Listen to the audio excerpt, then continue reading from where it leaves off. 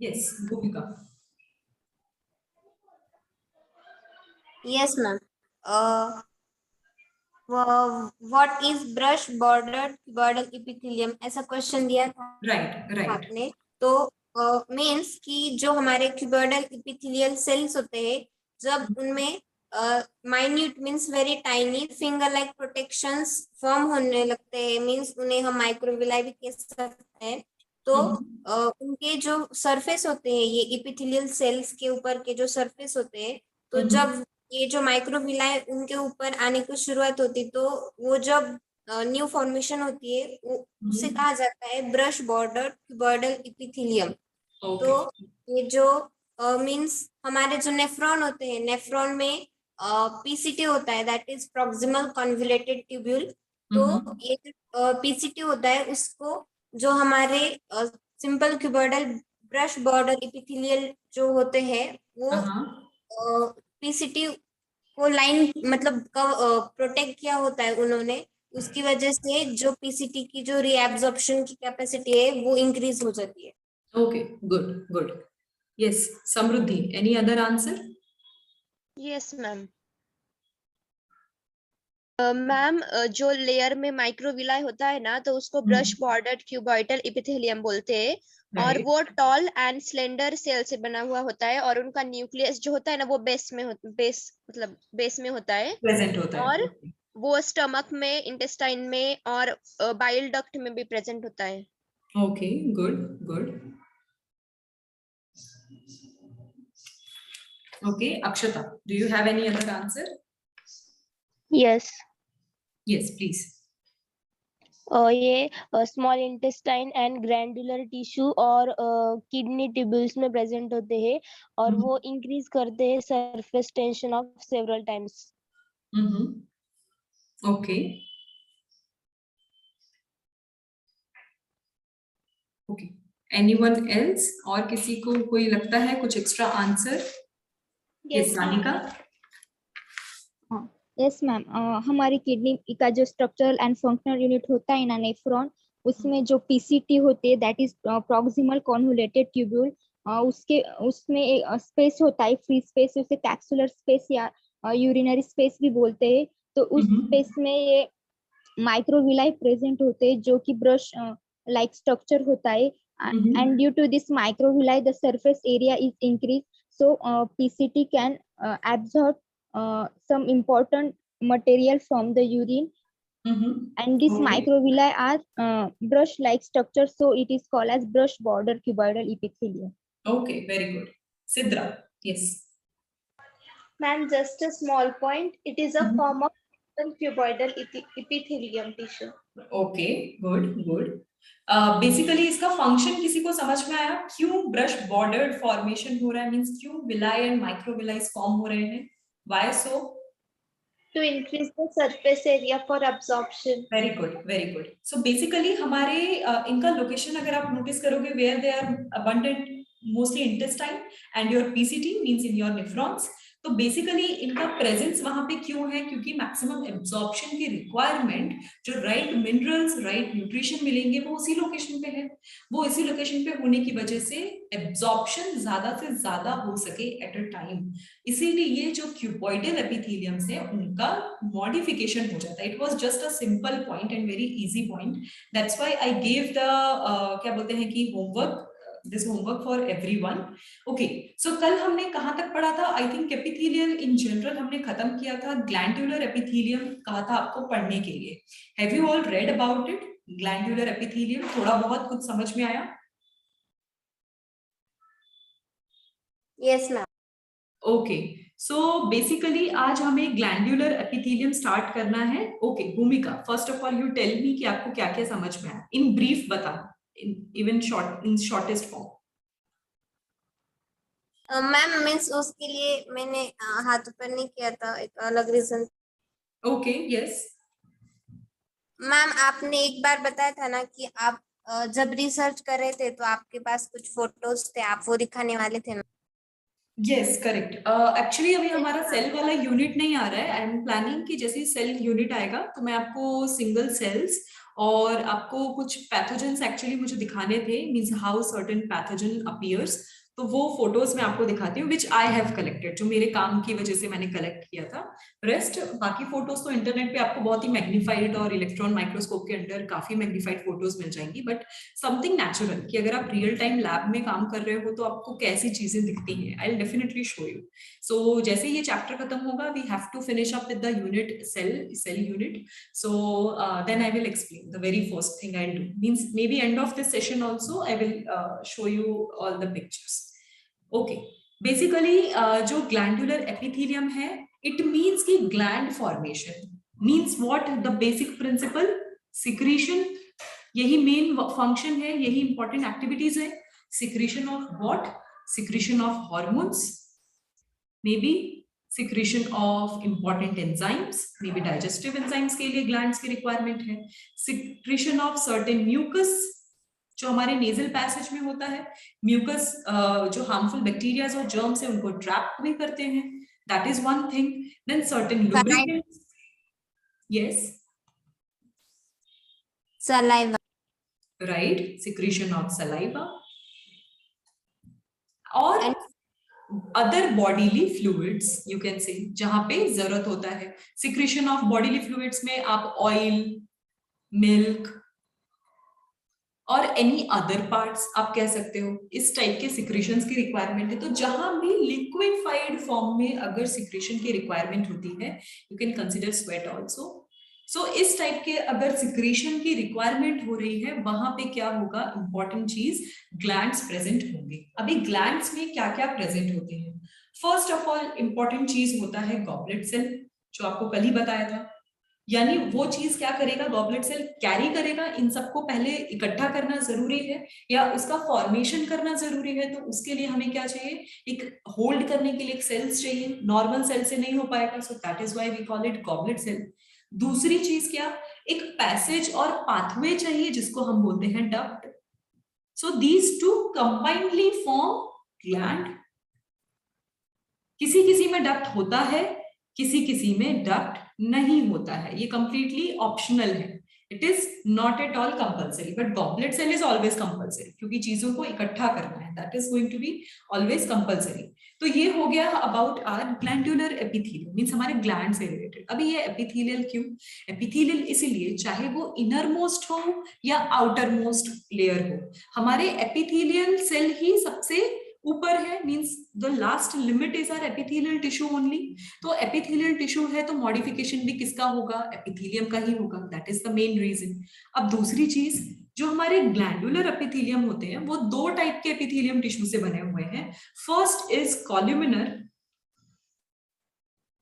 And cuboidal. These two are important type of epithelium which form glands. क्यों sense बनता है, क्यों यही दोनों चुने गए, क्योंकि ये क्या है, लॉन्ग सिलेंड्रिकल स्ट्रक्चर है, तो किसी चीज को होल्ड कर पाएंगे। अगर वो फ्लैट टिश्यू होगा तो कप लाइक स्ट्रक्चर नहीं बना पाएगा, वो गॉबलेट लाइक स्ट्रक्चर नहीं बना पाएगा, तो उनके क्या होंगे, होल्डिंग कैपेसिटी मिनिमल हो जाएगी। सो दैट्स व्हाई हमें लॉन्ग बिग थिक टिश्यूज चाहिए। So for that we need that kind of cells also. तो कॉलमिनर और क्यूबॉइडल सेल्स ही ऐसे सेल्स हैं जिनमें डेप्थ थोड़ी ज्यादा है, और डेप्थ ज्यादा होने की वजह से what we are doing, we are actually क्या बोलते हैं कि we are planning, we are making the goblet tissues. That is one point. Okay, so this is one thing. Okay, someone messaged about charging is low. Samruddhi, it's okay if your charging is low, if you will left in between, it's okay, you can always join in between if charging is getting full, or you can watch the recording in future. Okay, so ये हो गए हमारे glandular epithelium के कुछ characteristics, means how they are forming, what they are doing. अभी उनकी classification के बारे में बात करना है। तो इनका जो क्लासिफिकेशन है ना, ये मोस्टली 4 टाइप का क्लासिफिकेशन है, मींस क्लासिफाई किया गया है। I will write in better sentence, they have been classified in 4 ways. Classified in, ma'am वो lubricants क्या है? lubricants means some kind of watery discharge जो हमारा बॉडी पार्ट सिक्रीट करता है। lubricants can be your ear wax, हमारा जो ear wax होता है that is also a kind of lubricant. ये क्या करेगा, सारे जर्म्स को ट्रैप करने की कोशिश करेगा। लुब्रिकेंट्स, हमारे reproductive organs also secrete certain kind of lubricants, so that क्योंकि जहां भी ओपनिंग होगी वहां पे किसी ना किसी टाइप के क्या बोलते हैं कि पैथोजन की एंट्री होने के चांसेस है, और सर्टेन टाइप ऑफ पैरासाइट्स और some kind of germ attacks. तो वहां पे हमारी बॉडी अपने आप बॉडी डिस्चार्ज शो करती है, means they secrete something liquefied और सेमी लिक्विफाइड फॉर्म में कुछ ना कुछ सिक्रीट करते हैं, जैसे हमारा ईयर वैक्स जो मैंने एग्जांपल दिया, सो दैट हमारे ईयर के थ्रू कोई इन्फेक्शन ना हो सके, जर्म्स वहीं ट्रैप हो जाते हैं। ओके, जैसे हमारा म्यूकस का जो काम है दैट इज लुब्रिकेंट्स। लुब्रिकेंट्स, इन सबको आप कॉमनली लुब्रिकेंट्स और सिक्रेटरी मटेरियल भी कह सकते हैं। Okay, that is one thing I wanted to tell you. Okay, then they are classified in 4 ways. वो कौन से ways हैं? Number of cells को लेकर, site of secretion, mode of secretion, and then basically किस type के glands हैं, means type of glands. So इनके basis पे इनके different क्या बोलते हैं कि divisions हुए हैं. Shall I change the slide? मैं आपको one by one सारे classifications दिखाती हूँ. Yes, ma'am. ओके, सो हमारा जो फर्स्ट वे है, मींस हमारा first method is number of cells. They are classified on the basis of number of cells. तो अभी नंबर्स की बात की तो 2 ही नंबर्स आते हैं जब हम मल्टी सेलुलर ऑर्गेनिजम्स में बात करेंगे, एक तो 1 दैट इज यूनिसेलुलर और दूसरा मल्टी सेलुलर, क्योंकि आप इन बिटवीन कुछ काउंट कर ही नहीं सकते, या तो वो 1 होगा नहीं तो मेनी होगा। So that's why they are classified in 2 way. First is unicellular and second is multicellular. अभी ये है क्या क्या? यूनिसेलुलर मतलब आइसोलेटेड ग्लैंड्स, कुछ single celled isolated glands present होते हैं, that is known as unicellular. They are single celled isolated glands. अभी मल्टीसेलुलर मींस पूरे के पूरे सेल्स क्या हैं, क्लस्टर में प्रेजेंट हैं, many numbers cells are present in cluster, that is multicellular. अगर मैं इसके कॉमन एग्जांपल्स लूं तो not only in mammals, in other organisms also, alimentary canal में मोस्टली यूनिसेलुलर ग्लैंड्स प्रेजेंट होते हैं, जिनका काम है टाइम टाइम पे डाइजेस्टिव एंजाइम सिक्रीट करते रहना। So in elementary canal this kind of gland you can see. Second is multicellular gland, हमारे most common glands जो आपने सबने देखे, that is your salivary gland, then mammary gland, gastric glands, again आपके elementary canal में और भी दूसरे ग्लैंड्स जैसे कि आपका बाइल डक्ट हो गया, पेनक्रियाज हो गया, they are all multicellular glands. So they are the 2 types, very basic type. ये इंपॉर्टेंट भी इतना नहीं है, इतना कोई पूछेगा ही नहीं इससे, बस नॉलेज होनी चाहिए। सेकेंड इज मोस्ट इंपॉर्टेंट, जो अभी क्लासिफिकेशन दे रही हूँ that is most important. So this division is on the basis of site of secretion, where they are secreting, कहाँ और कैसे, कहाँ सिक्रीट कर रहे हैं, कैसे नहीं, कहाँ स्पेशली, तो उसके बेसिस पे इनके 3 मेजर डिविजन्स हैं। First is exocrine, endocrine and heterocrine. अभी क्या क्या है, let's discuss one by one. पहला हमारा है exocrine.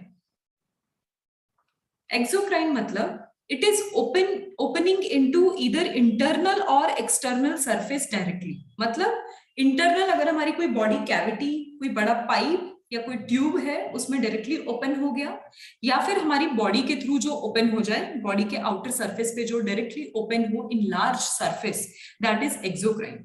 So what we will write here, opens into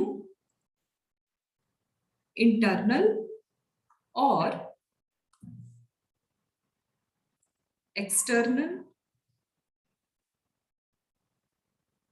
surface directly, यानी बीच में कोई इंटरमीडिएट कुछ भी नहीं है, डायरेक्टली इनका ओपनिंग है, that is your exocrine gland.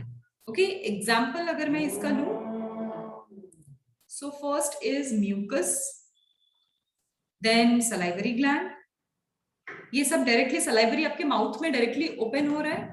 Then you can say ear wax, इसका कहाँ है, हमारे आउटर इन्वायरमेंट्स में डायरेक्टली ये क्या बोलते हैं कि सिक्रीट हो रहे हैं, your sweat glands. External environment में डायरेक्टली ओपन हो रहा है। सिबेशियस यानी हमारे ऑयल ग्लैंड्स, जिसको हम सिबेशियस ग्लैंड बोलते हैं।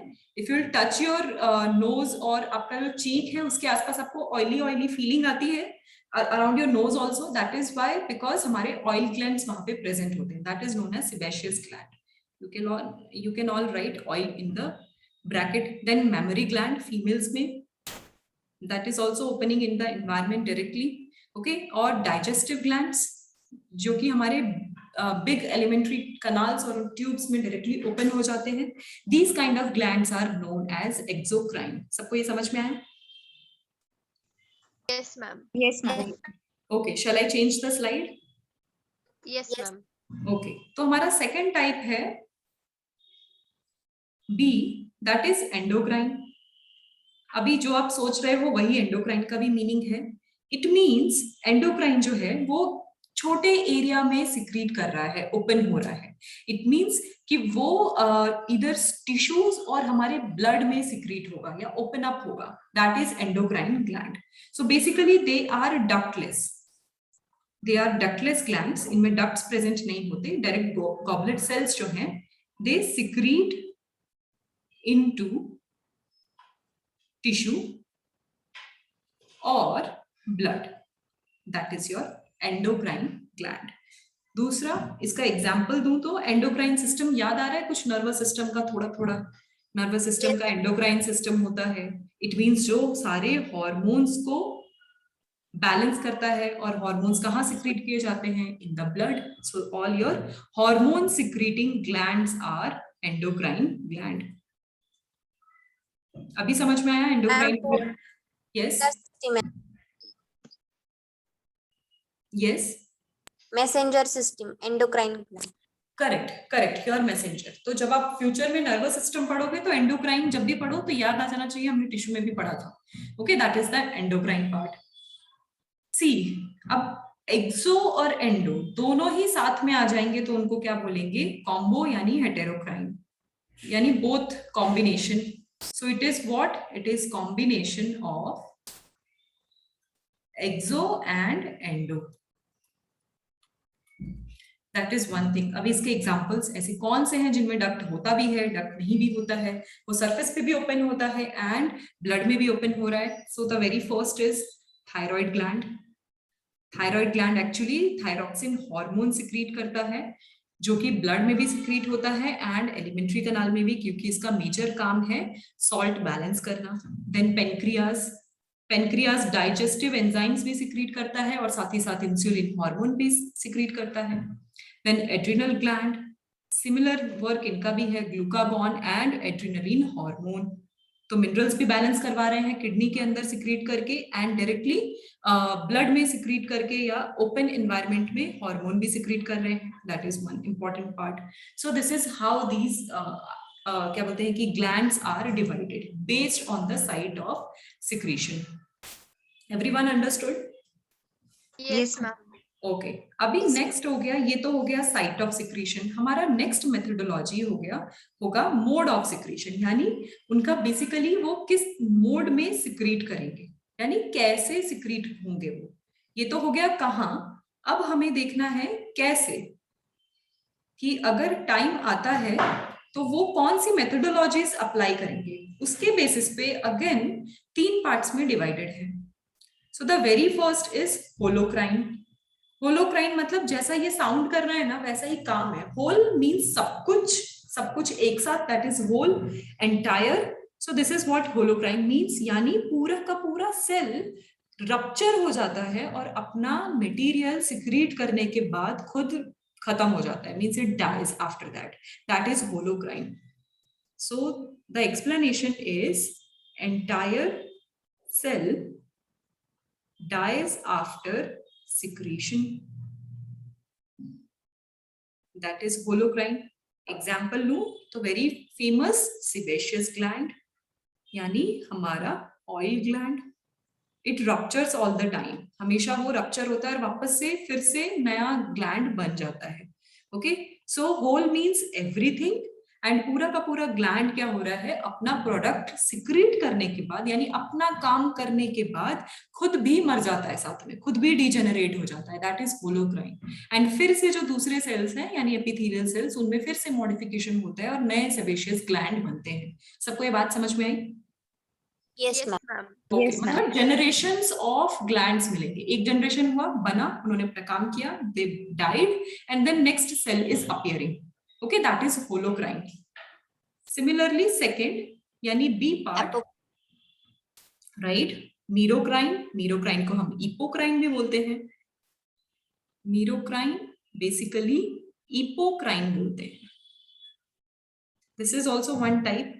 ये क्या है, हमारा नॉर्मल सिक्रीशन, मतलब सिंपली हमारे डक्ट अगर प्रेजेंट हैं तो डक्ट के थ्रू डिफ्यूजन्स होगा और इसमें सेल का कोई लॉस नहीं हो रहा, यानी एग्जिस्टिंग ग्लैंड्स और गॉबलेट सेल्स का कोई डीनेचुरेशन और डेथ नहीं हो रहा, that is मीरोक्राइन। So this means what? Your normal secretion, or you can say simple diffusion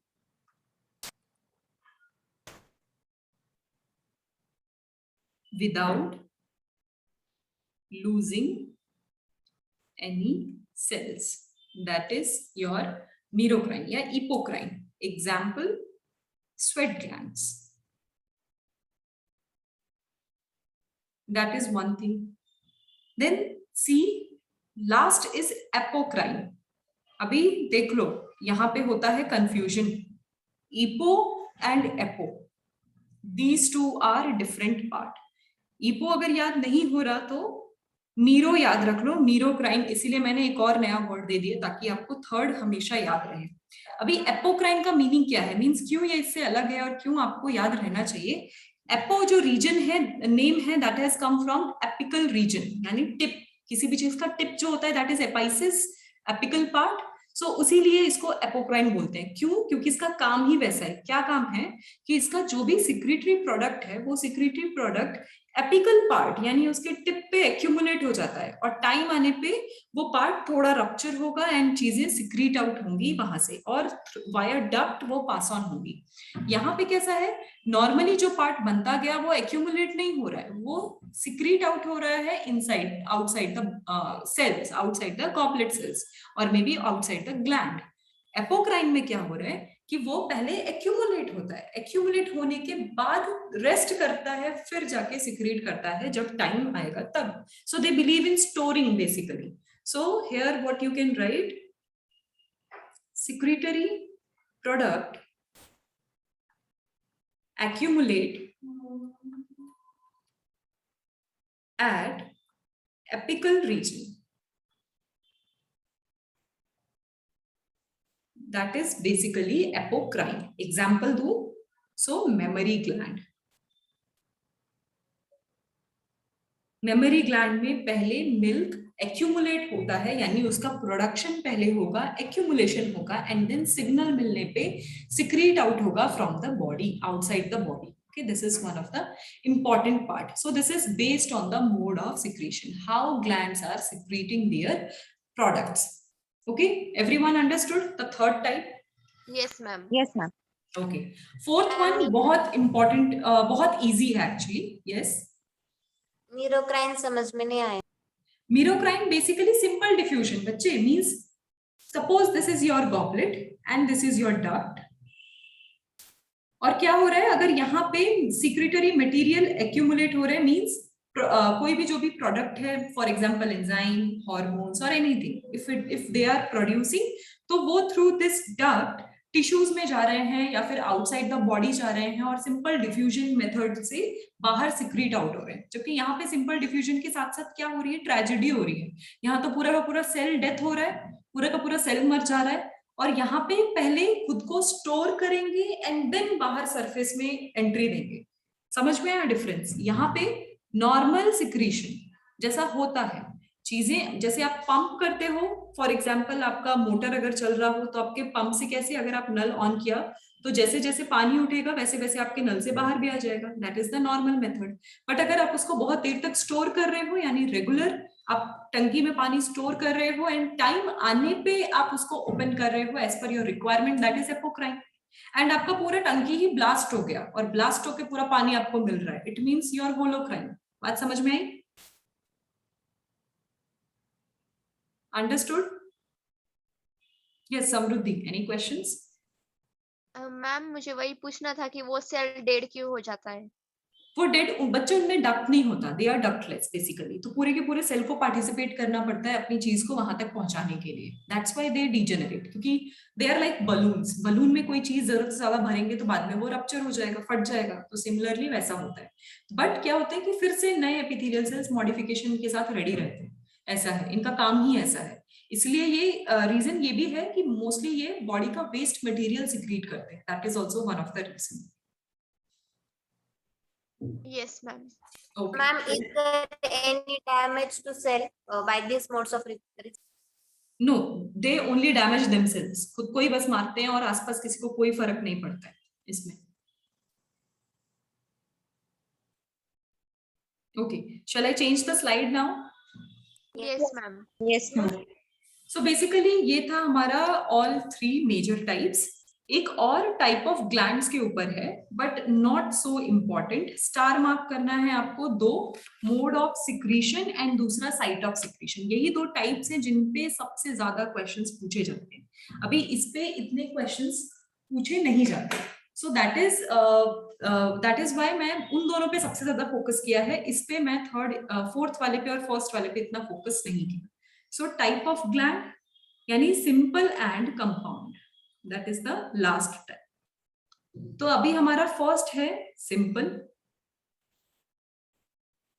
अभी सिंपल में क्या हो रहा है कि हर चीज क्या है, जो डक्ट्स हैं नॉर्मल एक ही डक्ट होगा, अनब्रांच्ड मींस नॉर्मली एक सेल उससे इमर्ज हो रहे हैं डक्ट्स, और डक्ट्स के साथ क्या बोलते हैं कि मे बी डक्ट या ट्यूब्स या सैक, ये सारी चीजें जो होंगी वो नॉर्मली अटैच्ड होंगी, उनमें कोई अरेंजमेंट में कोई कॉम्प्लेक्सिटी नहीं होगी, that is simple. So I will write here ducts, tubules or sacs are unbranched, that is your simple gland।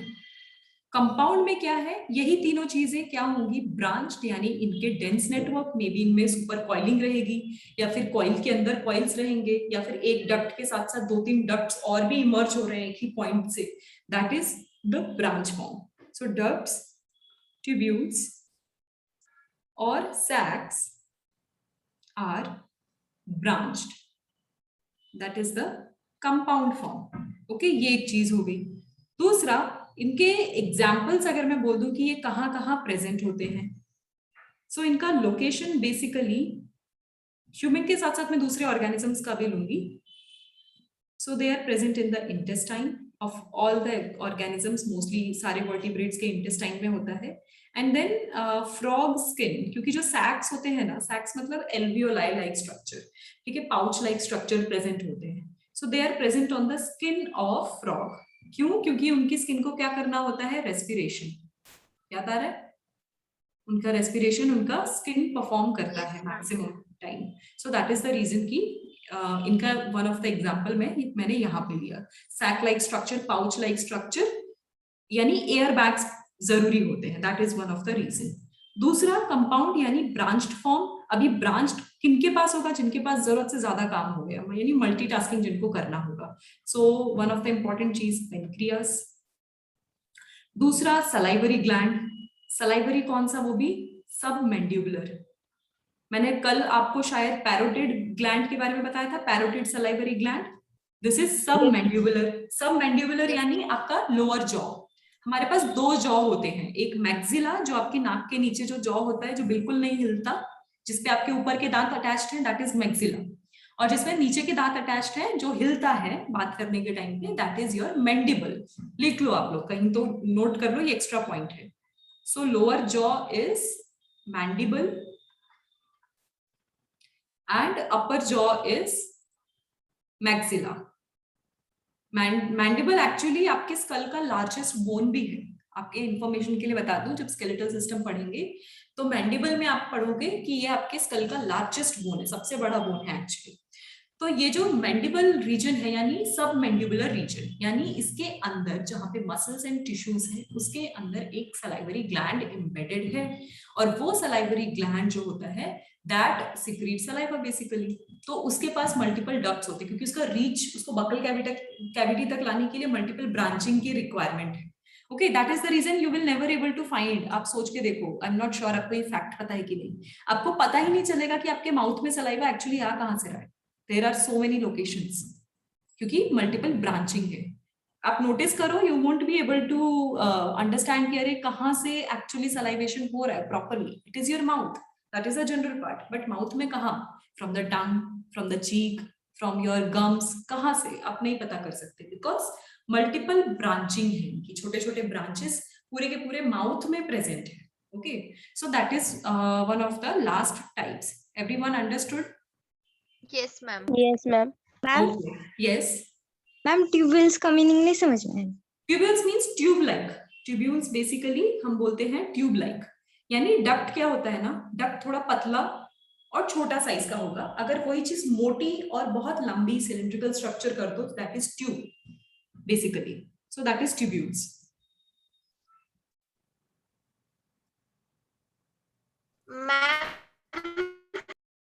Yes ma'am ये जो सलाइवा होते हैं, वो हमारे थ्रू आउट बॉडी में प्रेजेंट होते हैं। Sorry, by throughout body में प्रेजेंट होते हैं क्या सलाइवा सलाइवा? हमारे सिर्फ माउथ पार्ट में बच्चे प्रेजेंट होते हैं। They are sublingual, they are submandibular and they are parotid. Parotid मैंने आपको कल बताया हुआ है, हमारे इंटरनल ईयर के पास जो प्रेजेंट होते हैं पेयर में, दैट इज पैरोटिड। सबलिंगुअल मतलब लिंगुआ हमारा टंग, दैट इज लिंगुआ, क्योंकि हम इससे बात करते हैं, हम लैंग्वेज बोलते हैं, दैट इज लिंगुआ। तो टंग के नीचे जो प्रेजेंट है दैट इज सबलिंगुअल, और जो लोअर जॉ के भी जस्ट नीचे प्रेजेंट है, जब आप नीचे से आप टच करोगे ना, जो प्रेस करते हो तो जो चीज प्रेस होती है दैट इज सबमैंडिबुलर। अंडरस्टूड? सो ये सिर्फ इतने ही रीजन में हमारे सलाइवरी ग्लैंड्स प्रेजेंट है, उसके अलावा उनकी कोई रिक्वायरमेंट नहीं है। Okay, shall I change this much? Shall I change the slide? Yes. अब लास्ट पार्ट में आपको बता रही हूँ, it is applicable for everything, सारे टिश्यूज के लिए ये एप्लीकेबल है, दैट इज सेल जंक्शन। क्योंकि हम टिश्यूज पढ़ रहे हैं यानी कॉम्बिनेशन ऑफ सेल्स, उनका एक दूसरे के साथ अटैचमेंट, तो उनके जंक्शन के बारे में भी थोड़ा बात करना पड़ेगा, क्योंकि तीन आपकी एनसीईआरटी के अकॉर्डिंग तीन इंपॉर्टेंट जंक्शंस भी मेंशन्ड है, आपकी बुक में भी मेंशन्ड है। So the cell junction basically what they are, the tightly joined area, ठीक है, जहां एडहेशन होता है या दो सेल्स आपस में ज्वाइन होते हैं, so that point of intersection और point of contact is cell junction.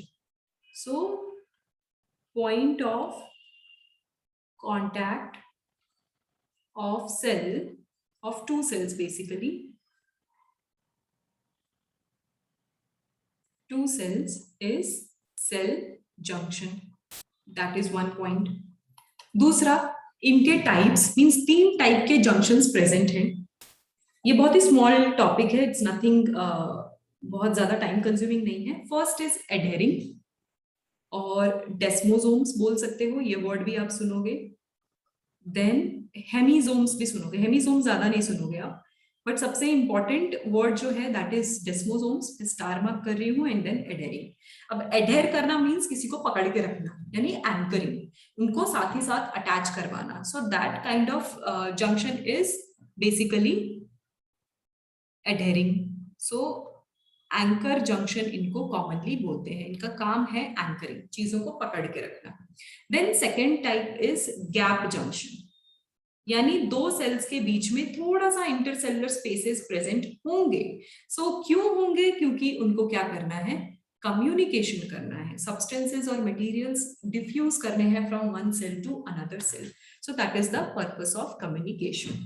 Then third is tight junction, ये सब आप लोगों ने सुना है, नहीं तो सुनोगे, मॉड्यूल में अगर पढ़ा हो या एनसीईआरटी पढ़ा है तो you must have heard about these terminologies. So tight junction का मीनिंग क्या है?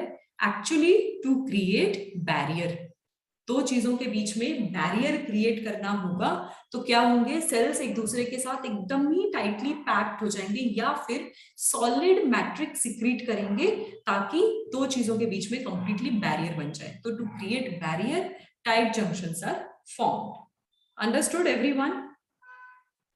मैम वो थर्ड वाला बताओ ना फिर से। थर्ड वाला बच्चे टाइट जंक्शन, यानी अगर दो सेल्स हैं तो इनके बीच में कोई भी इंटरसेलुलर स्पेसेस नहीं है, दैट इज टाइट जंक्शन। दूसरा, अगर इंटरसेलुलर स्पेसेस हैं भी, इफ स्मॉल इंटरसेलुलर स्पेसेस हैं, तो इनके बीच का जो मैट्रिक्स है ना, याद है कल हमने लास्ट टाइम हमने मैट्रिक्स भी डिस्कस किया था, आई गेस कल ही डिस्कस किया था अबाउट मैट्रिक्स, यानी एक्स्ट्रा सेलुलर मटेरियल। तो मैट्रिक्स जो होगा it will be solid form, ताकि वो एक बैरियर क्रिएट कर सके, एक ब्रिज क्रिएट कर वॉल क्रिएट कर सके। सो वॉल क्रिएट होगा तो क्या होगा, दो चीजें आपस में डिवाइड कर पाएगा प्रॉपरली, मिक्स नहीं होंगी। मिक्सिंग करवाना है तो गैप चाहिए, मिक्सिंग नहीं करवाना है तो टाइट जंक्शन चाहिए, और सिंपल अटैचमेंट करवाना है तो अडहेरिंग चाहिए। अंडरस्टूड? Yes ma'am. अडहेरिंग मतलब, अडहेरिंग का एग्जांपल दूं अगर मैं, लोकेशन ये आपका होमवर्क देने वाली थी बट मैं आपको समझाने के लिए देती हूँ। योर स्कल, हमारे स्कल्स में भी क्या है, बोन्स प्रेजेंट है, patches of bones, multiple bones एक दूसरे के साथ एंकर्ड है और एडहेर्ड है। तो ये जो हमारे क्या बोलते हैं कि जो सेल्स होंगे या फिर हमारे जो बोन्स, नॉट ओनली स्कल, हमारे मेजॉरिटी ऑफ द बोन्स के पास क्या है, जो टिश्यूज हैं वो एक दूसरे से अटैच्ड है, ठीक है, एक दूसरे से जुड़े हुए हैं, तभी वो सॉलिड है। प्लस हमारे स्केलेटल में, स्केलेटल एक एग्जांपल है जिसमें एडहेरिंग एंड टाइट जंक्शन दोनों ही मिलेगा। और सेल जंक्शन सिर्फ मैं एपिथेलियल टिश्यू के लिए नहीं बोल रही, ये मल्टीपल टिश्यूज के लिए है। ओके, गैप जंक्शन में क्या हो रहा है कि वो कम्युनिकेशन के लिए अपना secretory material, extra cellular material secrete कर रहे हैं। कल याद है हमने एपिथेलियल के बारे में पढ़ा था, तो हमने क्या पढ़ा था, बेसमेंट मेम्ब्रेन, जिसमें रेटिकुलेट लेमिना लेक्यूना हमने पढ़ा था। Can anyone remember? एक था जो कनेक्टिव टिश्यू सिक्रीट करता है और एक एपिथेलियल टिश्यू सिक्रीट करता है। So what they are making, they are making gap junction, तभी तो वो बेसमेंट मेम्ब्रेन कम्युनिकेट करवा पाता है। Understood? So that is the basic purpose. Now everyone understood about the cell junctions? Yes, ma'am. Okay. Shall I change the slide now? Yes, ma'am. Yes ma'am. So basically ये था हमारा about glandular epithelium. आपका epithelium tissue almost means almost क्या, completely finished. अब आपको क्या करना है, होमवर्क आपके आज के लिए, पहली चीज ये कि जो भी जंक्शंस बताए उनके examples you all have to find out. So first homework is इन सबके एग्जांपल्स की कहाँ मिलते हैं, दैट इज योर एग्जाम्पल। फिर से अडेरिंग के भी अच्छे से एग्जाम्पल्स आप ढूंढ सकते हो, मैंने तो आपको रफली एग्जाम्पल दिया है। You can find the examples of all 3 junctions. Second homework, solve level 1 question. At least level 1 में एपिथेलियल के जितने क्वेश्चंस हैं वो सॉल्व हो जाने चाहिए, नॉट बाकी टिश्यूज नहीं, एटलीस्ट एपिथेलियल के मैक्सिमम टिश्यूज सॉल्व हो जाने चाहिए। इतना आप लोगों को करना पड़ेगा, इतना करोगे तो कॉन्फिडेंस आएगा, नहीं तो नहीं आएगा। So this is your question 1 example and this is your question 2 to solve everything, means from level 1, that is one part। ये आपको अभी से start करना पड़ेगा। Next is about connective tissue। अभी connective tissue नाम से ही पता चल रहा है, we are talking about connections, how these tissues are making several connections, helping in communication or transporting several things। So basically this is what connective tissues। अभी जो connective tissues हैं उनके भी मल्टीपल टाइप्स हैं, यानी बहुत तरह के कनेक्टिव टिश्यूज प्रेजेंट हैं। उससे पहले मैं आपको एक क्वेश्चन पूछूंगी, एक चीज मैंने मिस की थी, किसी ने नोटिस नहीं करवाया। एपिथेलियल टिश्यू का ओरिजिन क्या है, किसी को पता है? हमने ओरिजिन तो डिस्कस ही नहीं किया एपिथेलियल टिश्यू का। Anyone knows? No ma'am. Okay, if don't know, so epithelial tissue का origin is ectoderm। हमने कई बार कर लिया इस चीज को कि जो हमारा किसी भी चीज का आउटर मोस्ट लेयर, किसी भी चीज का, चाहे वो इंटरनल ऑर्गन हो, एक्सटर्नल ऑर्गन हो, और इनर मोस्ट लेयर, मीन्स किसी भी चीज की बाउंड्री जो डिफाइन करेगा वो एक्टोडर्मल ओरिजिन होगा। So origin of epithelial tissue is ectoderm, ये लिख लेना आप लोग। क्योंकि मुझे कनेक्टिव टिश्यू के ओरिजिन में आपको जस्ट बताने वाली थी, इसलिए मुझे याद आया कि मैंने वो चीज आपसे डिस्कस ही नहीं की है। चलो, अब क्योंकि ये बात छिड़ गई है तो let's start the information. Connective tissue का सबसे पहला point, its origin is mesodermal. याद आ रहा है, नोटोकॉर्ड के बारे में हमने डिस्कस किया था। मीजोडर्मल यानी नोटोकॉर्ड ही फ्यूचर में स्केलेटल सिस्टम बनाता है और कनेक्टिव टिश्यूज में कंट्रीब्यूट करता है, and notochord is also mesodermal in origin. तो यहां से वो पॉइंट भी कनेक्ट करके रखना। सो आपका जो कनेक्टिव टिश्यू होता है that is mesodermal in origin. दूसरा इंपॉर्टेंट पॉइंट, ये आपके टोटल बॉडी मास का 30% वेट रखता है, कैरी करता है। So it carries 30% weight of total body mass, यानी आपका जितना वजन है उसका 30% कनेक्टिव टिश्यू ही अकेला लेके रखा है उसमें। Okay, so that is your one of the information. दूसरा कि इनका बेसिक फंक्शन क्या है। So they are actually contributing in structural framework and supporting other tissues. So you can write here structural framework and supporting tissues. दूसरा, defence system. कैसे structural framework अभी समझ जाओगे। दूसरा, डिफेंस सिस्टम, हमारा इम्यूनिटी, हमारा डिफेंस एक्चुअली कनेक्टिव टिश्यू ही provide करता है। कैसे, वो भी थोड़ी देर में समझ जाओगे आप। उसके बाद टिश्यू रिपेयर में भी बहुत इंपॉर्टेंट रोल प्ले करता है। कैसे करता है वो भी तुरंत अभी समझ जाओगे आप। देन फैट स्टोरेज, ये सारे फंक्शंस हैं। इन्हीं फंक्शन के बेसिस पे ही आपको उनके टाइप्स पढ़ने हैं। इनके जितने फंक्शंस होंगे उतने टाइप्स आप पढ़ोगे। So these are few of the important functions जो कनेक्टिव टिश्यू परफॉर्म करते हैं। उसके बाद सबसे important point, they are the most abundant and widely distributed tissue. Most abundant मतलब सबसे ज्यादा जो मिलते हैं। So they are most abundant यानी जो सबसे ज्यादा फैले हुए हैं, मिलते हैं और फैले हुए हैं, that is widely distributed tissues.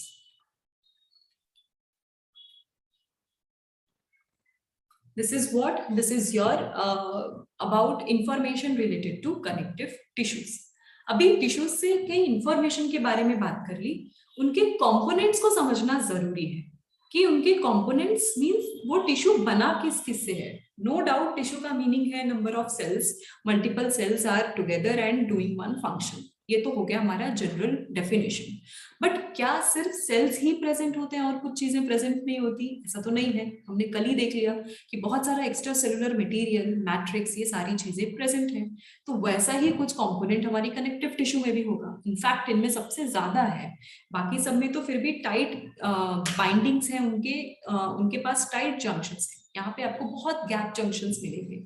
So their major component is the very first part is cells. Cells तो किसी में भी रहेंगे। दूसरे fibres, that is important, like collagen fibres, elastin fibres. Third, ground substance. Ground substance को हम दूसरी language में मैट्रिक्स भी बोलते हैं, यानी फ्लूइड फॉर्म या सॉलिड फॉर्म में एक्स्ट्रा सेलुलर मटेरियल जो सेल ही खुद सिक्रीट करते हैं।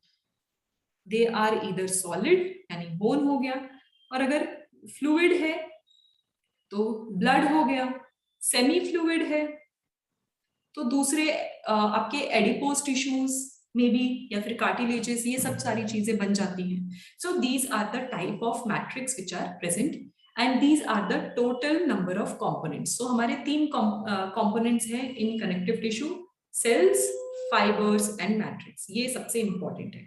ये बस याद रखोगे इस चीज को, तब आपको सब कुछ ध्यान में रहेगा। अच्छा, एक और पॉइंट मैं भूल गई आपको बताना। जो कनेक्टिव टिश्यूज हैं ये actually they are formed with 2 components. बहुत ही इंपॉर्टेंट 2 कंपोनेंट्स है। पहली चीज तो वाटर, वाटर से सारी चीजें बनी हुई है। दूसरा, इनके पास है म्यूकोपॉलीसैकेराइड। पॉलीसैकेराइड और कहाँ पढ़ा था, कुछ याद है? हमने सेल वॉल के बारे में जब पढ़ा था यूनिसेलुलर ऑर्गेनिजम्स के, वहां पे देखा था ना पॉलीसैकेराइड। तो वैसे हमारे भी कंस्टिट्यूएंट्स, जो बेसिक कंस्टिट्यूएंट्स हैं, वो पॉलीसैकेराइड्स ही होती हैं। अभी कौन सा वाला पॉलीसैकेराइड? सो high एल्यूरोनिक acid.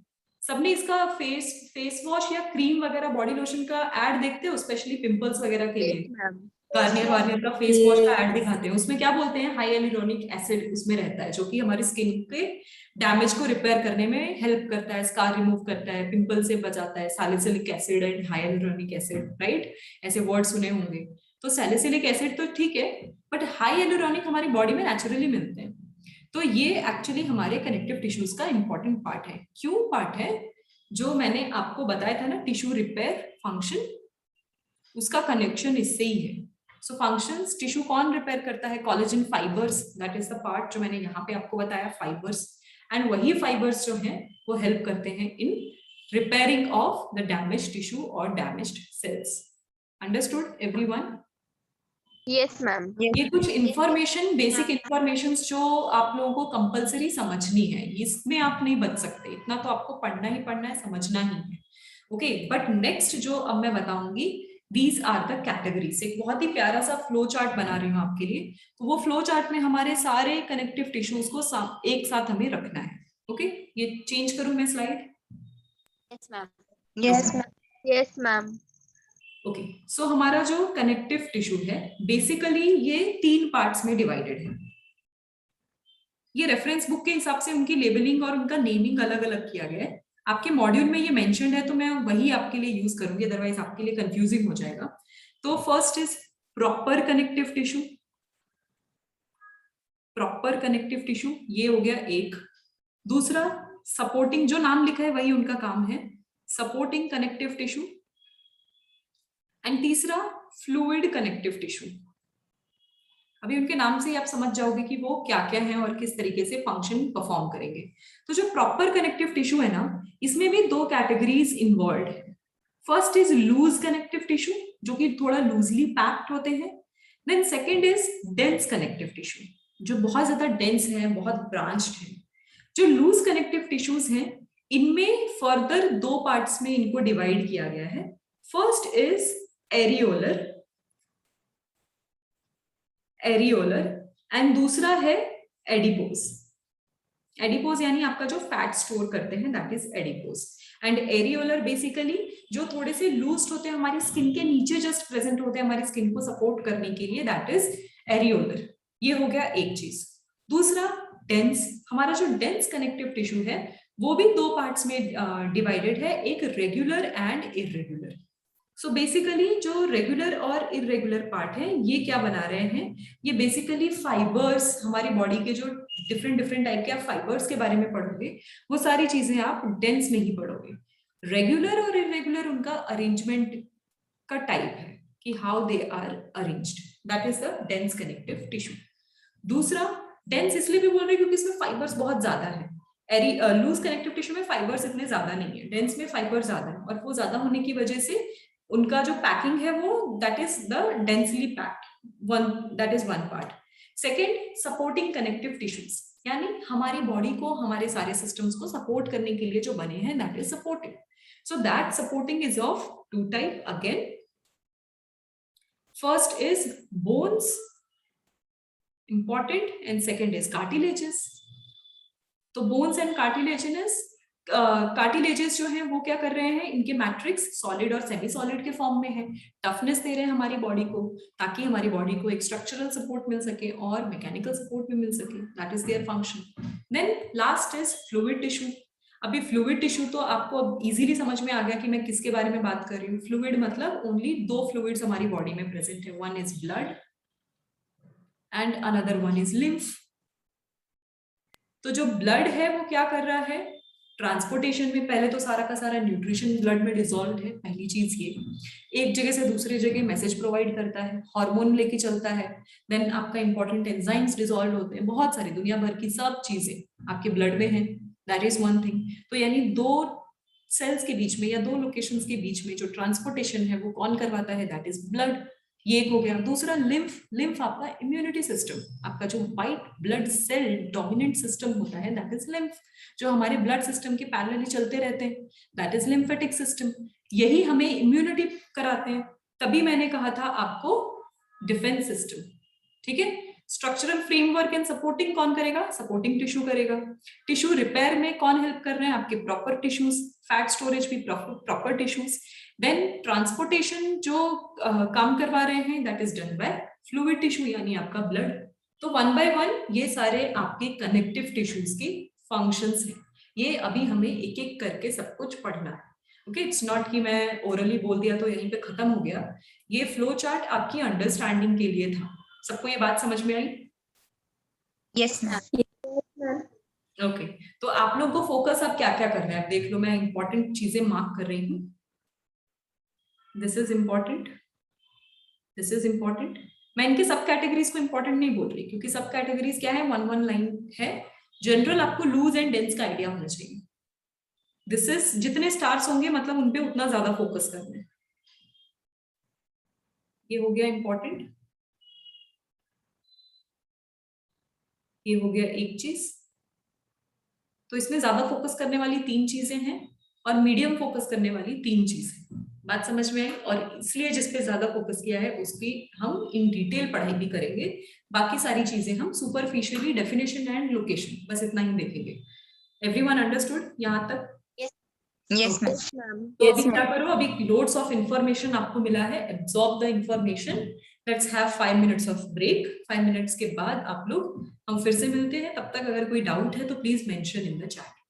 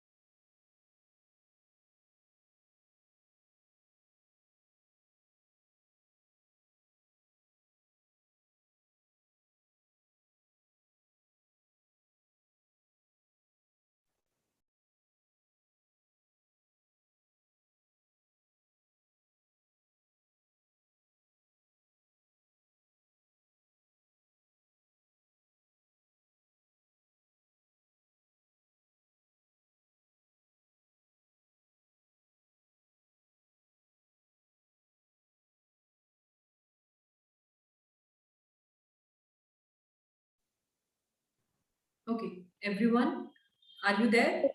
Yes, ma'am. Yes. Yes, ma'am. Okay. कुछ क्वेश्चंस पूछे हैं। सानिका, आपका इंट्रा सेलुलर मीनिंग है या inter cellular? Can you please repeat?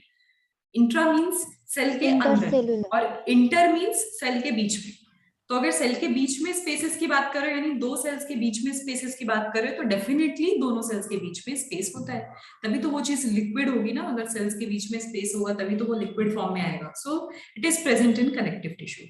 Ruchir, आपका क्वेश्चन था कि अगर एपिथेलियल सेल में माइक्रोविलाई फॉर्म हो जाते हैं, so what they are called. So that was your homework ना, brush bordered cuboidal epithelium, that was the homework कि विलाइज एंड माइक्रोविलाइज फॉर्म हो रहे हैं। So that is the answer जो ऑलरेडी सबने दे दिया। ओके, उसके अलावा someone has asked about the evolution, first evolution evolved tissue.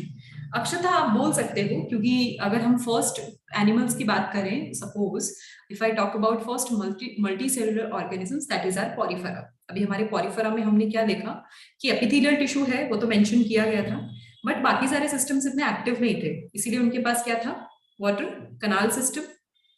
तो वाटर कनाल सिस्टम है बट बाकी सिस्टम नहीं है। इट मींस जो बाहर की बाउंड्रीज है that is somewhere covered by epithelial tissue, so you can say, but I'm not sure इसका ये right answer होगा या नहीं। ये हम लोग का अंदाजा है कि okay, we can talk about it कि first evolved tissue जो है, जो multicellular organisms में था, that is epithelial। जैसे plants के लिए parenchymatous था, वैसे animal के लिए epithelial आप कह सकते, you can call it,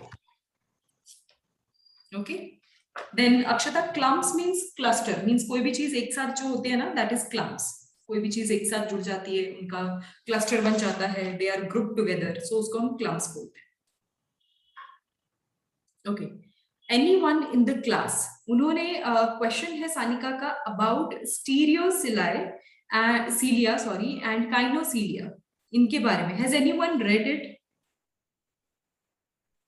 in the class? Yes, ma'am. Yes, ma'am. Okay, can anyone tell me what is the meaning kaino and stereo? Ma'am, Kaino- stereo is non-motile and kaino is motile. Okay, okay, so basically stereocilia कहाँ present होते हैं?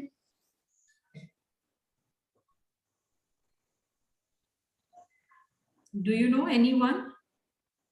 Male reproductive tract. Okay, anything else? So basically जहां भी hair like projections होगा ना, that is your stereocilia or kainocilia. Yes.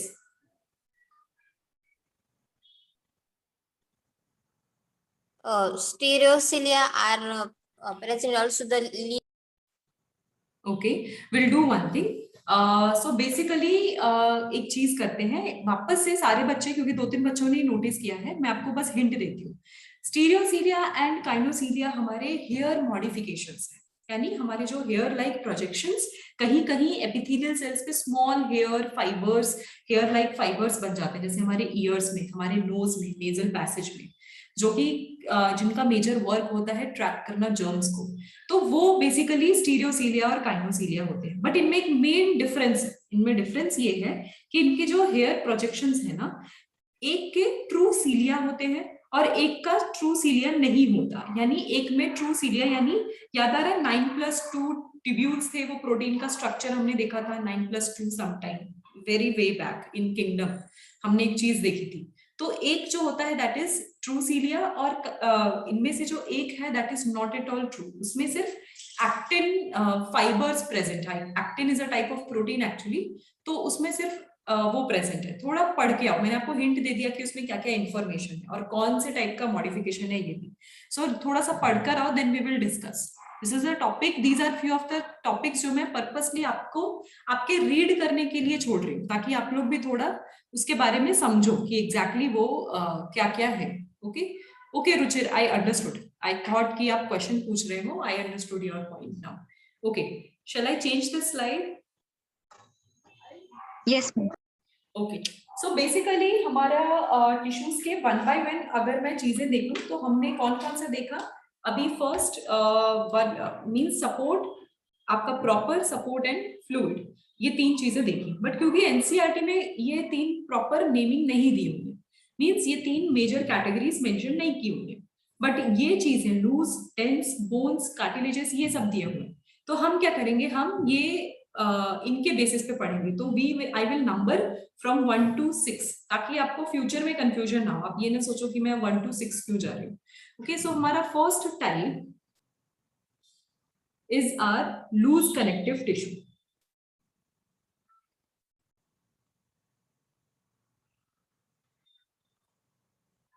So basically loose connective tissue क्या कर रहा है, loose connective tissue actually help कर रहा है in making a basement for the epithelium tissue. यानी जो एपिथेलियल सेल्स हैं उसकी जो लेयर्स हैं उसके अंदर लूज कनेक्टिव टिश्यूज प्रेजेंट होते हैं, उसके जस्ट नीचे। तो जहां जहां आपकी स्किन जाएगी वहां वहां पे लूज कनेक्टिव टिश्यूज भी प्रेजेंट होंगे। So first of all their presence, they are present beneath the skin. तो वो क्या करते हैं, हमारा स्किन बहुत ही थिन लेयर है, it is a wrapper like structure, तो उसको क्या देंगे, एक बेसमेंट प्रोवाइड करेंगे उसको स्टिक रखने के लिए एक ही जगह पे, ताकि हमारा स्किन रहे, वो एक जगह से दूसरी जगह ना हिले, उसके लिए एक पैडिंग की जरूरत है। तो वो करवाता है काम लूज कनेक्टिव टिश्यू। अभी loose connective tissue they are present beneath the skin, ये तो हो गया इनका लोकेशन। दूसरा, इनके हमने 2 टाइप्स देखे थे, first is areolar and second is adipose. तो बेसिकली एरियोलर जो है they are what, they are actually fibrous, इनमें फाइबर का कंटेंट थोड़ा ज्यादा होता है और इंटरसेलुलर स्पेसेस भी प्रेजेंट है। So they are making base line. So हमारा जो फर्स्ट टाइप है that is areolar, they are also just beneath the skin but they are forming base line for skin.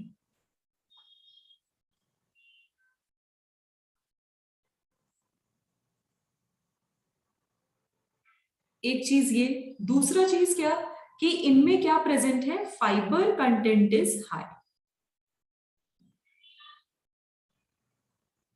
इनमें थोड़ी इलास्टिसिटी होगी, ठीक है, फ्लेक्सिबिलिटी ज्यादा होगी, तभी तो आप आपकी स्किन स्ट्रेच कर पाते हो। तो उसके साथ साथ एक मोटी सी लेयर भी आती है, that is your areolar tissue.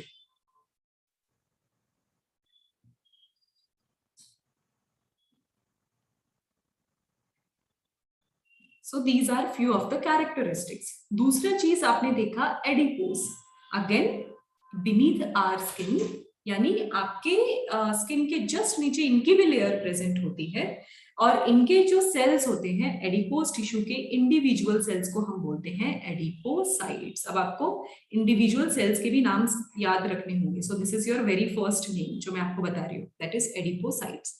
अभी इनका मेजर काम क्या है, स्किन के नीचे ये भी है, तो ये तो पैडिंग दे रहे हैं, दूसरी चीज क्या दे रही है, the storage of fat. So adipose tissue में फैट स्टोर होता है, और साथ ही साथ ये क्या प्रोवाइड करवाते हैं, कुशन प्रोवाइड करते हैं। और ये दोनों मिला के यानी लूज कनेक्टिव टिश्यू एक तरह से क्या कर रही है, पैडिंग और कुशन लाइक फील क्यों देती है, ताकि आपको बाहर एनवायरमेंटल शॉक से बच जाए और इंटरनल ऑर्गन्स भी एक दूसरे से टकराए ना, और अगर टकरा रहे हैं तो वो डैमेज ना करें, that is the main purpose. अभी जो आपके फैट्स है ना, फैट्स ग्लोब्यूल्स के फॉर्म में स्टोर होते हैं in adipocytes. I will write here, fats are stored in the form of globules. Globules means small round spherical structure, that is globules.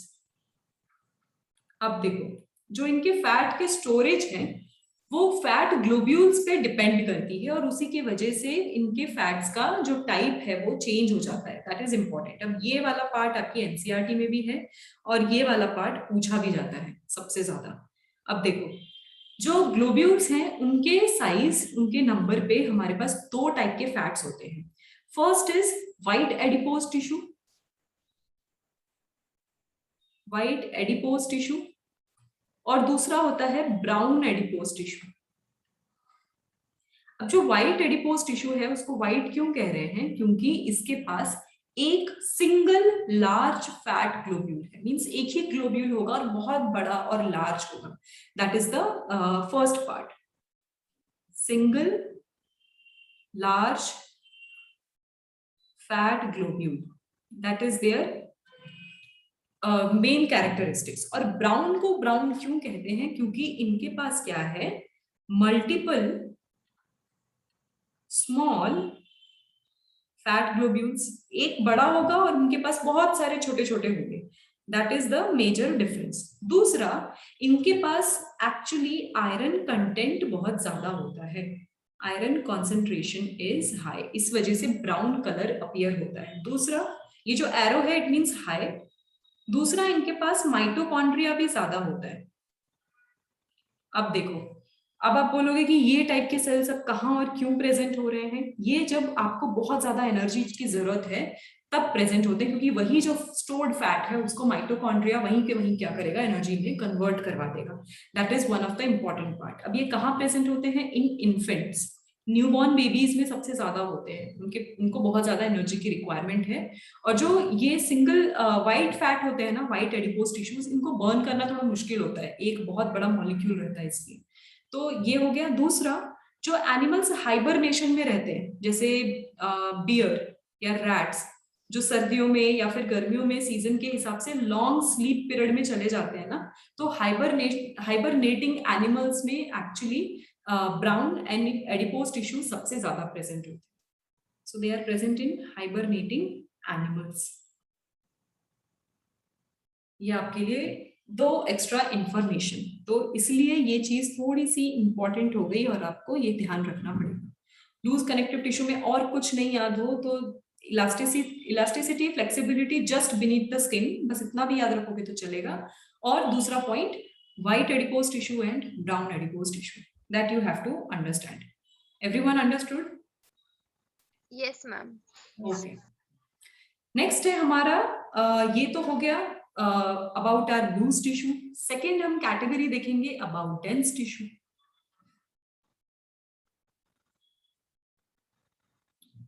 अभी डेंस कनेक्टिव टिश्यू है, मतलब दे are tightly packed और उनके matrix में बहुत सारे फाइबर्स प्रेजेंट होंगे। अभी मैट्रिक्स में बहुत सारे फाइबर्स हैं तो उसकी वजह से उनका ओवरऑल अरेंजमेंट जो हो गया दैट इज डेंस, यानी बहुत थिक, और वो डार्कर भी अपीयर होंगे अगर आप माइक्रोस्कोप में देखोगे। दैट इज द रीजन कि उनको डेंस कनेक्टिव टिश्यू बोल रहे हैं। So their very first characteristic is they are tightly packed, पहली चीज तो ये। दूसरा, they have fibers in matrix.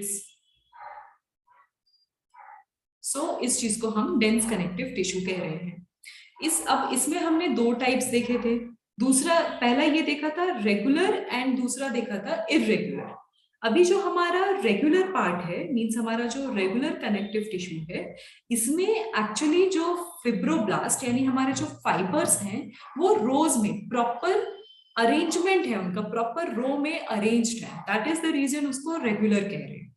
और जो डेंस है, जो इररेगुलर है, इररेगुलर में जो ओवरऑल ब्रांचिंग है, मींस कोलेजन फाइबर्स या फिर और भी दूसरे तरीके के जो फाइबर्स हैं वो एक दूसरे के साथ इंटरट्वाइंड है, उनके ब्रांचेस हैं बहुत सारे, इसीलिए उसको रेगुलर और इररेगुलर कहते हैं। तो मैं उसके बेसिस पे आपको दोनों एक्सप्लेन करती हूँ। पहला, रेगुलर मींस फिब्रोब्लास्ट, फाइबर के जो यूनिट है यानी सिंगल फाइबर को हम फिब्रोब्लास्ट कहते हैं। So fibroblasts appear in row. Fibroblasts appear in row, यानी मैं इनके अरेंजमेंट के बारे में बात कर रही हूँ। That is one thing. अभी इनके बेसिस पे, मींस इनके फाइबर्स रेगुलर अरेंजमेंट के बेसिस पे इनके 3 to 4 टाइप्स प्रेजेंट हैं रेगुलर में भी, बट वो आपको सिर्फ नेम याद रखने हैं। First is white fibres. White fibres मतलब जिनमें कोलेजन बहुत ज्यादा होता है, कोलेजन कॉन्सेंट्रेशन इज हाई।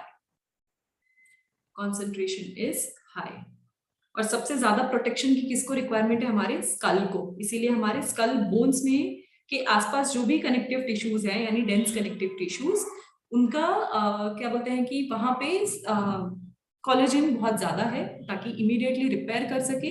और दूसरा, उनके जो कनेक्शंस है मींस डिफरेंट डिफरेंट बोन्स के बीच में जो कनेक्शंस है उनको कॉम्पैक्ट रखते हैं ताकि वो बोन्स मूव ना कर सके. Okay, so location basically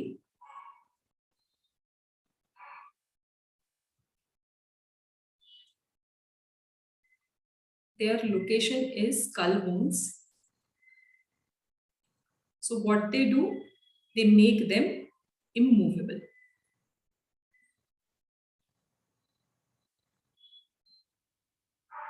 That is one part. दूसरा, व्हाइट फाइबर्स के बाद आपने ये नाम सुना होगा for sure, tendon. I think सबने सुना है tendon and ligaments.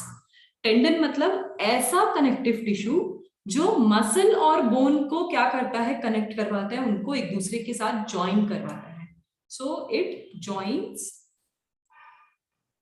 Muscle to bone, यानी मसल और बोन के बीच में जो कनेक्टिंग लिंक है that is the tendon basically. So it is important.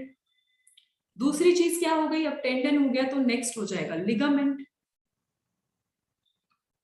तो बेसिकली लिगामेंट क्या करवाता है, वो बोन और बोन के बीच में कनेक्शन करवाता है, bone to bone. So that type of connection is done by ligament and it is also important. Fourth type है non-important type, that is reticular. Reticular मतलब ये ऐसे dense connective tissues हैं जो हमारे actually हमारी immunity में काम आते हैं. मतलब इनका major function है phagocytosis. Phagocytosis किसी को समझ में आता है? Anyone understands the meaning of phagocytosis? Anyone in the class? No, ma'am. Okay, so basically phagocytosis, अगर आपने अमीबा ध्यान से याद होगा तो phagocytosis मतलब फूड इनगल्फिंग, जो डायरेक्टली फूड को खा जाते हैं, that is phagocytosis. So basically phagocytosis का मीनिंग है engulfing of substances by cells. That is the basic meaning. इसको अप्लाई आप कहीं भी कर सकते हो. अमीबा अपना खाना थ्रू फेगोसाइटोसिस के मीडियम से खाता है by making pseudopodia. If protista थोड़ा बहुत याद आ रहा होगा तो वहां पे हमने एक बार पढ़ा था. तो सिमिलरली यहाँ पे भी जो रेटिकुलर काइंड ऑफ टिश्यूज होते हैं, इनमें इनका जो नेचर होता है फेगोसाइटोसिस. तो यानी क्या करेंगे, ये हमारे इम्यूनिटी सेल्स यानी लिम्फ में या स्प्लीन में जो सेल्स हैं उसमें जितने भी डेड ऑर्गेनिजम्स हैं उनको खाएंगे, उनको खाने की कोशिश करेंगे. क्यों? तभी तो वो बैक्टीरिया वायरस को डिजेनरेट कर पाएंगे, अगर वो खाएंगे नहीं तो. अदरवाइज वो वैसे ही हमारे ब्लड में फ्लो होते रहेंगे, या हमारे फ्लूइड, हमारे दूसरे अगर बॉडी फ्लूइड है तो उसमें वो फ्लो होते रहेंगे. तो उनको मारने के लिए उनको क्या किया जाता है, लिम्फ फिल्टर कर देता है. लिम्फ फिल्टर करने के बाद रेटिकुलर टिश्यूज उनको एक एक करके खाता है और उनको डीनेचर करता है या कह लो डिकम्पोज करता है. So their major function is phagocytosis and their location is lymph system, यानी आपके लिम्फ में प्रेजेंट है, स्प्लीन्स में प्रेजेंट है. ठीक है, और बेसिकली किसमें हेल्प कर रहे हैं, in immunity. Everyone understand now? Phagocytosis अब भूलना नहीं है किसी को भी, बिल्कुल भी नहीं. Yes Samriddhi. Ma'am spleen means? Spleen हमारे पेनक्रिया के पास प्रेजेंट होता है. स्प्लीन एक्चुअली हमारा ग्रेवयार्ड है हमारी बॉडी का. हमारा ब्लड आफ्टर 120 डेज हमारे आरबीसीज का डेथ हो जाता है. तो आफ्टर दैट डेथ हमारी डेड आरबीसीज कहाँ जाती है, दे गो टू द स्प्लीन. हमारा लिम्फ जो है वो हमारी बॉडी से फिल्टर करता है सारे डेड ऑर्गेनिजम्स, और डेड ऑर्गेनिजम्स जो फिल्टर करता है तो कहाँ भेजेगा, to the spleen. So spleen is basically our graveyard. हमारा जो बॉडी है it is present in pancreas basically. Understand? अभी ह्यूमन फिजियोलॉजी आप पढ़ोगे ना, सो वन बाय वन ऐसे जो छोटी मोटी चीजें हैं वो आपको बेटर समझ में आएंगी. सो डाइजेस्टिव सिस्टम में आपको स्प्लीन के बारे में पढ़ना है, देन सर्कुलेटरी सिस्टम में भी स्प्लीन को रिमाइंड करवाया जाएगा. So you are going to study in many multiple locations, don't worry about it.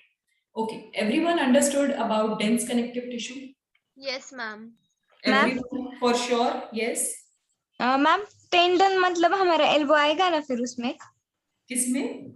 Tendon tendon means ma'am joints muscles to bone वो लिखा है ना आपने, उसमें हाँ, हाँ। एल्बो आएगा। हाँ हाँ, सो बेसिकली ये कनेक्टिव टिश्यू है जो हमारे मसल और बोन को ज्वाइन कर रहा है। ओके, मतलब हमारे मसल्स, हमारा जैसा जैसा हमारे बोन का स्ट्रक्चर है वैसे वैसे हमारे मसल्स का भी अलाइनमेंट है, वो उनके साथ कनेक्टेड है, तभी तो हमारा मसल और बोन अलग अलग नहीं होते, राइट? वरना उनकी लेयर अलग हो जाएगी, बोन की लेयर अलग हो जाएगी, उनको साथ में रैप करके रखना है, तो वो रैपिंग का काम कौन कर रहा है? टेंडन कर रहा है।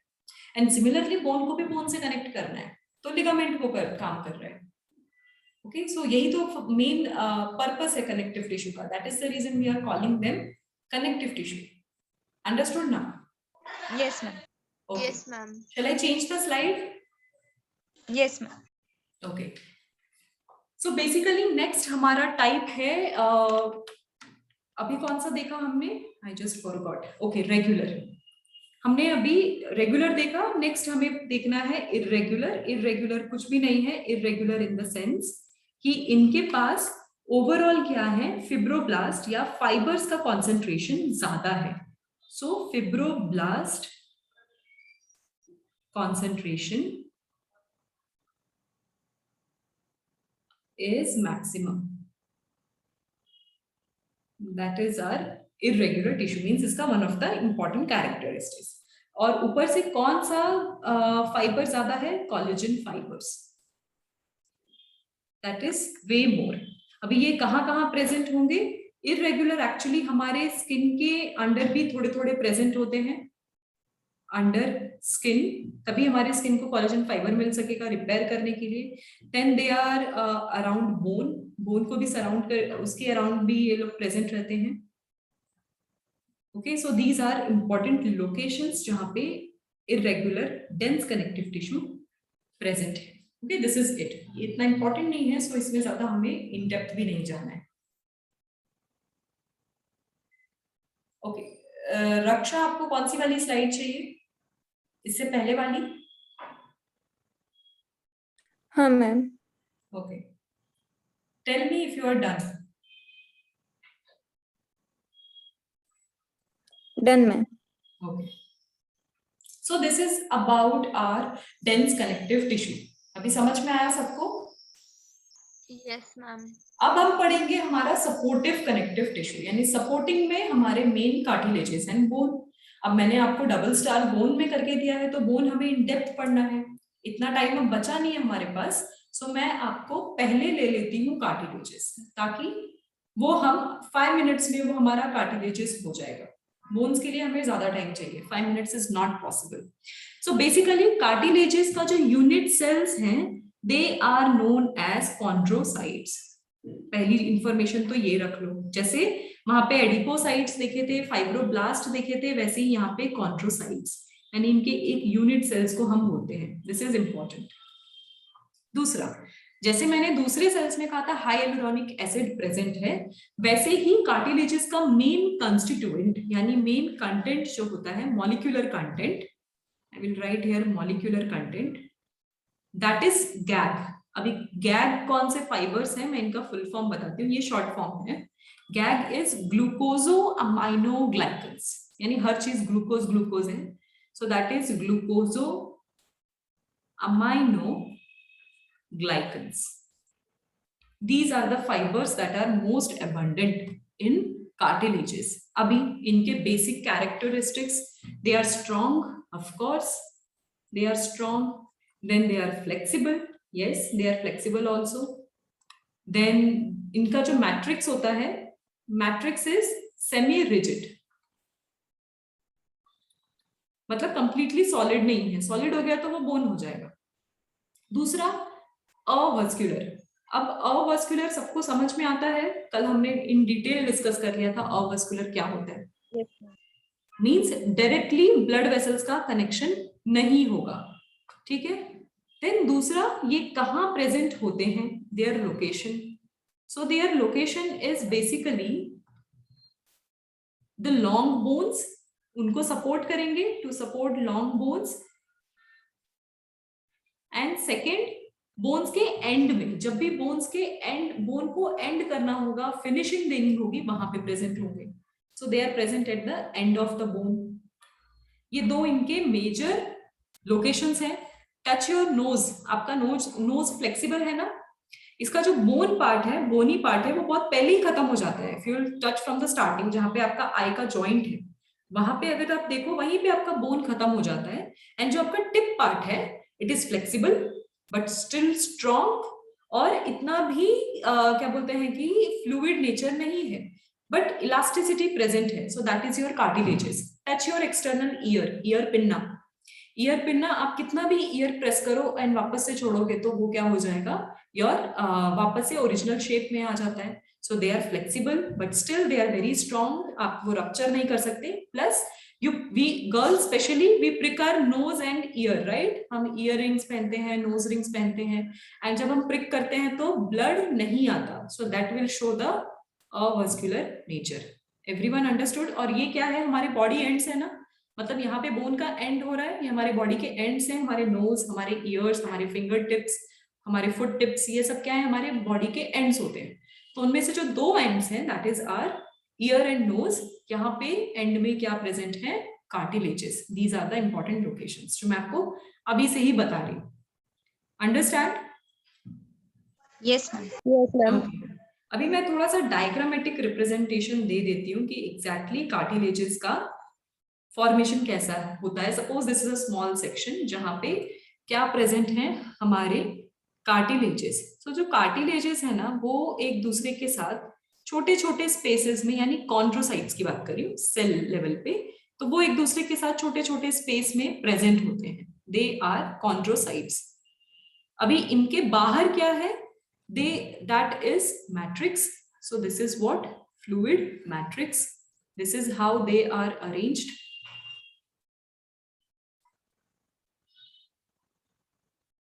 This is the matrix. इसमें फाइबर्स प्रेजेंट होते हैं और दूसरे dissolve substance.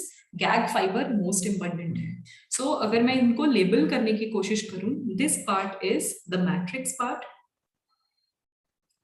This is chondrocytes, और ये जो छोटे छोटे चेम्बर्स और सेक्शंस बना लेते हैं ना कॉन्ड्रोसाइट्स, यानी ये जो फ्लो है, that is the flow of matrix. और कॉन्ड्रोसाइट्स एक दूसरे को स्मॉल स्पेसेस में रखते हैं. So that space is known as lacuna. मतलब मैं इस स्पेस की बात कर रही हूँ. ये जो स्पेस होगा, जो अपने अराउंड बना लेते हैं with the help of matrix waves, that is basically lacuna.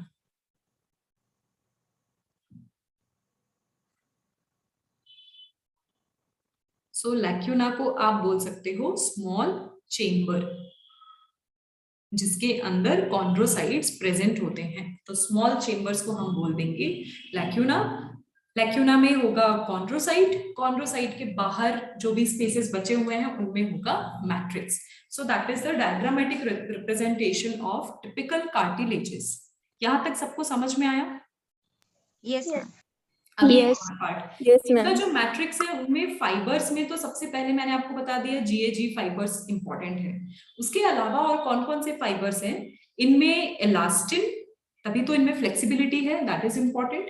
And collagen fibre, repair system के लिए कोलेजन इज एबंडेंट, वो हर जगह प्रेजेंट है कोलेजन. तो ये तीन इंपॉर्टेंट फाइबर्स प्रेजेंट होते हैं. अभी जो कार्टिलेजेस है, इनके अरेंजमेंट्स यानी presence of fibres, type of fibres और लोकेशन, उसके बेसिस पे इनको तीन पार्ट्स में डिवाइड किया गया है. मैं ये स्लाइड चेंज करूं? Yes ma'am. ओके. बस मैं नेम बताऊंगी, ज्यादा डिटेल नहीं करूंगी because time has already been up. तो बेसिकली जो कार्टिलेज है उसको तीन पार्ट्स में डिवाइड किया गया है based on the type of fibres. So the very first one is hyaline, दूसरा है फाइब्रस यानी hyaline cartilages, fibrous cartilages, and third is calcified. Calcified हमारे में नहीं होते, हमारे दूसरे ऑर्गेनिजम्स में होते हैं, जैसे फ्रॉग, शार्क, इन सब में होते हैं. That is calcified cartilages. So ये बस एक्स्ट्रा है, इसमें सिर्फ आपको ये जानना है कि मैट्रिक्स में कैल्शियम डिपोजिशन है, but important is hyaline and fibrous cartilages. तो आप लोगों का सेकंड होमवर्क क्या हो गया? Homework number 2, to read about hyaline and fibrous. सिर्फ रीड करना है, आई एम नॉट सेइंग कि प्रेशर लेना है और समझना ही है, you have to read about, ताकि नेक्स्ट क्लास में आपको हेल्प मिलेगी कि आपने क्या पढ़ा। ओके, तो हमने कौन कौन से 2 होमवर्क मैंने आपको दिए? पहला होमवर्क क्या है? I guess examples, right? Yes. ये example.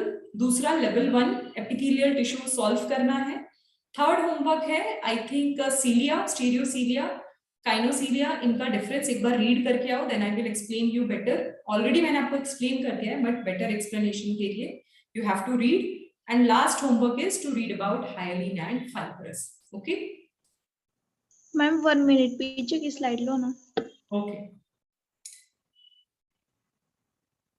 Okay ma'am. Okay, done everyone. आज का टॉपिक समझ में आया? यस नेक्स्ट हम देखेंगे अबाउट बोन्स। बोन्स थोड़ा डिटेल में देखना है, ब्लड भी डिटेल में देखना है, एंड देन लिम्फेटिक सिस्टम। तब आपका connective tissue will be over there. Okay, so let's meet on Friday. I guess Friday in the afternoon we all will meet.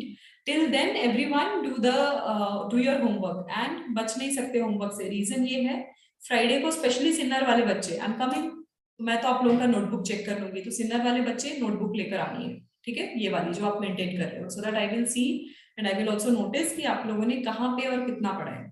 Okay, so that's one thing. And जो Pimpalgaon के बच्चे हैं, you have to send me, आपके जो भी homeworks करते आ रहे हो, कुछ बच्चे भेजते हैं, बट आई विल एनकरेज कि आपके नाम, आपका स्टैंडर्ड और चैप्टर ये आप भेजा करो मुझे, ताकि मुझे पता चल जाए कि कितने बच्चों ने टाइमली मुझे नोट्स सबमिट किए हैं और कितनों ने नहीं। Okay, that is one thing. Nashik वाले बच्चे, you also please send me the notes. Unfortunately अभी आई थिंक बहुत जल्द हम नासिक का भी ऑफलाइन स्टार्ट कर रहे हैं, then we will meet, means I will meet with everyone then. Dimpalgaon के साथ भी, मीन्स आई थिंक 1 by 1 मैं सारे ही बैचेस के साथ मिल लूंगी।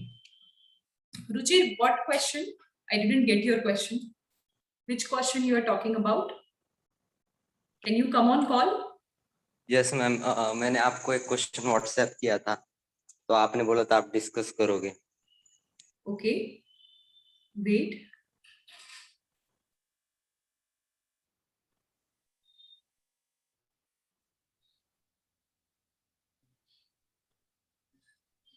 Okay, can you send me hi? Actually बहुत सारे क्वेश्चंस हैं, बहुत सारे नंबर्स हैं। यस मैम, सेंड किया। ओके